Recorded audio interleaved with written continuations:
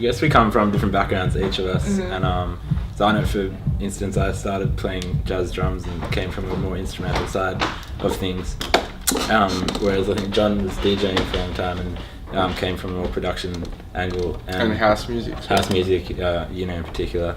And what Taran, you're doing a lot of. He's chilling out. He's doing his own thing. No, I was playing in different bands, like metal-y sort of things and rock sort of bands, and then just doing kind of alternative acoustic sort of stuff, just jamming out on an acoustic guitar and some vocals and yeah. But I think that's really what makes you sound is having the different influences. So it's more than just our background; it's what our influences are now. They're still pretty vague. So that's sort of what makes, I think, a unique sound, is when you have unique influences. Called Rufus Du Sol, and it's very nice to be here. We're from Australia, Sydney. Let's have some fun.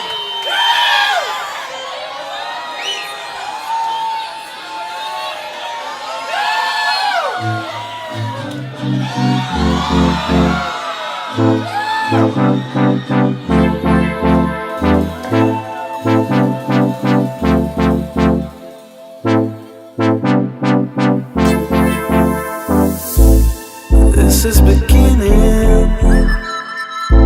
We realize that we're celebrating the modest life. A chance at your wishes. A wish for more.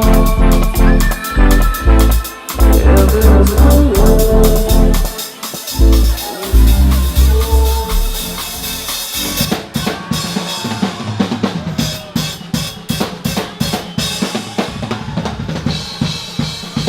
Once you get on stage and the adrenaline kicks in and you're just on the biggest high, and even regardless of the crowd, I think it's still just fun, just being in front of however many people and playing the songs and getting some sort of reaction from one person.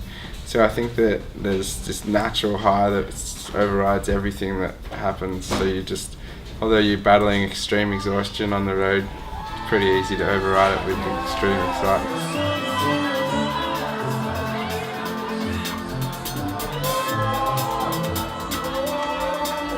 I think beyond that, when people perceive the music in a certain way, we've gotten some feedback from whoever has spoken to us about the music, whether it's like they say, oh, it's something danceable, I love to go out and dance to it, or they go, oh, it's something to chill out to at home and it's a bit more ambient. Like, people can pick at different things that they enjoy about it, which is cool, but not something that we had sort of in mind consciously, but kind of just happened organically, which is nice.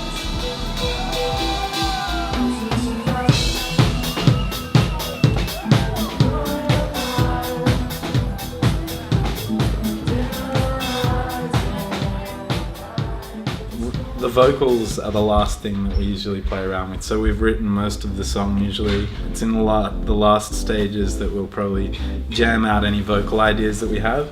And when we're jamming them out, it's kind of like we don't really have any care for lyrics in mind. It's more a melody and the feeling that we're going by. And I think lyrics are the last step that we do. Like, the vocal line is usually in, and half the time the lyrics that are improvised, so whatever just comes out on the spot, a lot of those end up being in it. It's just that you kind of workshop that, because they tend to be the same feeling that you're singing.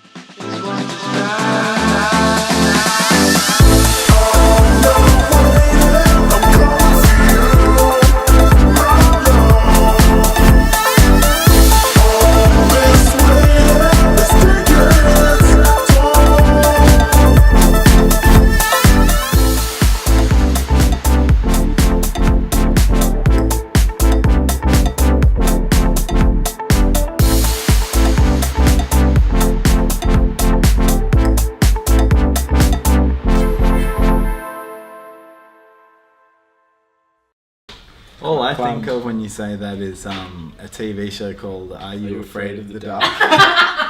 You guys remember that? That was my favourite show when I was 6 years old. Yeah, I used to get really scared by it. It's too scary for me. It's like Goosebumps. There's Yeah. Goosebumps, and Knows Are You Goosebumps. Afraid of the Dark? Yeah. And there was a trapdoor.